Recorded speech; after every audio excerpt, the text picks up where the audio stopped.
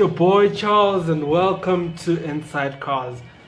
Finally, we're doing this. I've been postponing this thing for a whole year now. A whole year. Imagine.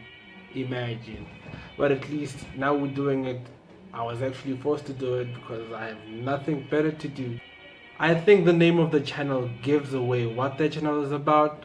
I mean, it's about cars. The name is Inside Cars, so you just don't expect anything else. It is about that.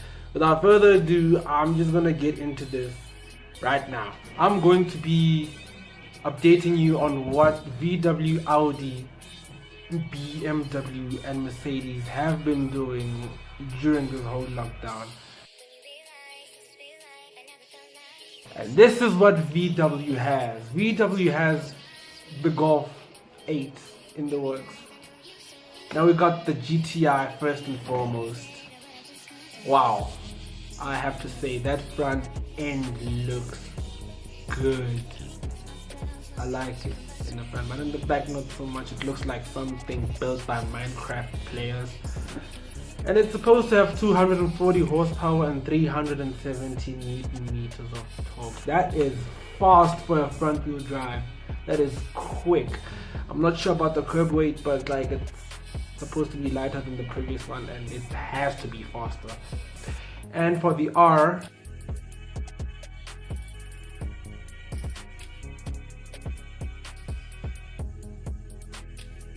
it will have a whopping 330 horsepower. That's not child's play right there. That is not child's play. And it will not be a hybrid, so that is a bonus, because now every car company wants to make all their cars hybrids or electric, and I don't like any of that because I've never been in an electric car. So I don't know how it feels. I don't know how it drives. I don't know what to think of it. We also have the Touareg R. It's a hybrid. Like I was saying, all car companies are now turning into hybrids and electric. It will it has 456 horsepower in total and 700 newtons of torque. That is shocking from VW. That is shocking. I know it has put a V12 and a V10, I think, in the Touareg previously, but then from a V6, we will be getting the 336 horsepower. But still, as a hybrid, that thing is gonna move. That thing is going to move. Expect nothing less from it. Like, it's going to move, and it is also beautiful. It is stunning to look at. It's wow. And then on the downside for VW, we have the T-Roc R. I don't like the way that car looks. It looks like a VW Golf on high heels. Who does that? I guess that is like the whole point of crossovers. It's supposed to be competing with the like Q3s and X1s, GLAs, I think. It has 296 horsepower, something similar to the Golf, the current Golf R, the 7.5 Golf R. But it is what it is. And we have a surprise from VW. There are two more cars they're working on that none of us were expecting. Okay, maybe some of y'all were expecting it, but I wasn't expecting it. We are getting the Arteon R and the Tiguan R from VW. And yes, they will have quad pipes. Four pipe. Yeah, straight up.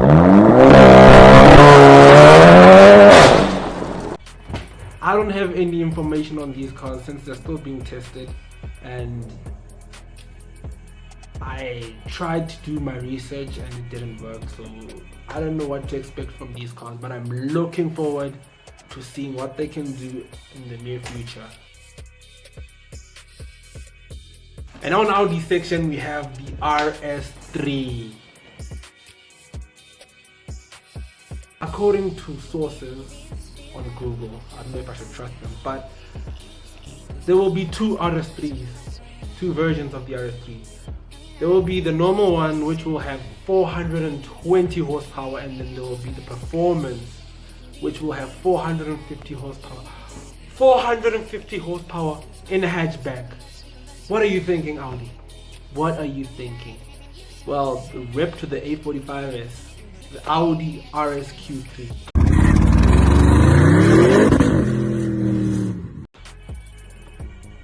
Wow, Audi has worked its ass off. I mean, that car is not only beautiful, it's scary, it's fast, it's nimble around corners, it's just wow. Wow. Now it has the power plant from the RS6 and the RS7, and it will be pushing at around 600 horsepower, just like the RS6 and RS7. But it's an SUV, it has to be slightly heavier. It will be slower than its brother, the Lamborghini Urus, because they are based under the same chassis and engine and everything else. But it will be slower than it. If we can just tune it, it will be just as quick or even faster than the Lamborghini Urus. Moving on to BMW. Okay, get this. I am a BMW fanboy, but I'm not impressed with what BMW has been doing lately. I'm talking about the 135i. The rear end sucks, but it moves. It moves. It beats the competition. Wow. Phenomenal performance from that car. So we'll be expecting the M140i in 2021. I'm scared to see what that would do because the M135i moves. It moves. I have not heard anything about the release of the G87 M2, so I don't know what's gonna happen. I mean, currently BMW is still busy with the F87 BMW. I know what they're doing right now. I think the CS is out. I think now they want to make this a CSL. But then that's BMW. M3. I'm waiting for this thing. I'm waiting for the M3. I don't know how long I'm gonna be able to wait because that thing will be a monster. It will have less horsepower than the C63S, but then still, it's gonna fuck. You know how BMW is. The M3, it's gonna have less horsepower than the C63S, but then due to it being lightweight, it's going to be faster than it. Off the line probably.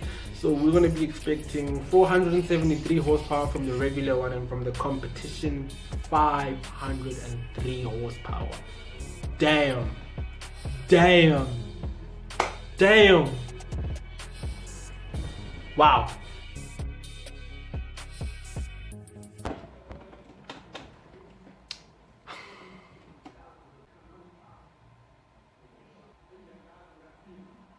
Guys, Mercedes is crazy.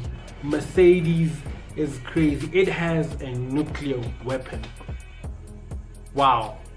So Mercedes has decided to bring back the Black Series.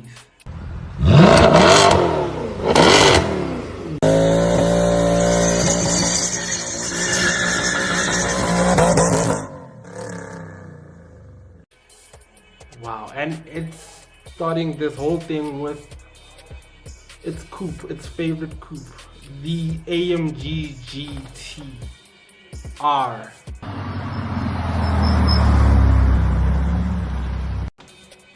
Yo, Mercedes, what are you doing? What are you doing, dude? Yo, this thing will have 711 horsepower and 800 Newton meters of torque. And do you understand how, yo, I feel like it's gonna be breaking records. Damn, I'm shocked. I don't know what to say about it.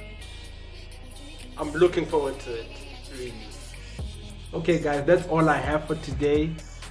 I want you guys to smash that subscribe button below, the like button, don't forget about that. And I will see you guys next video. Stay tuned. Bye.